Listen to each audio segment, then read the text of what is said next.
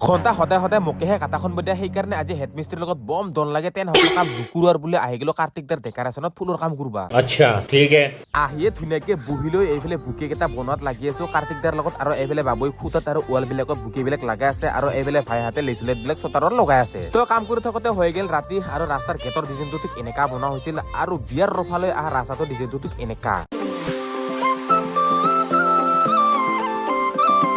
আৰু গাইছ ৰাস্তাখনহে দেখালো এতিয়া মেইন ৰফা ডিজাইনটোও দেখাও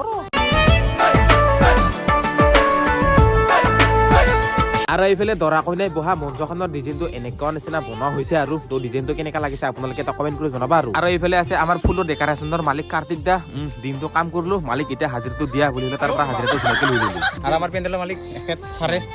ছাৰ কি পেণ্ডেলটো কিনিছে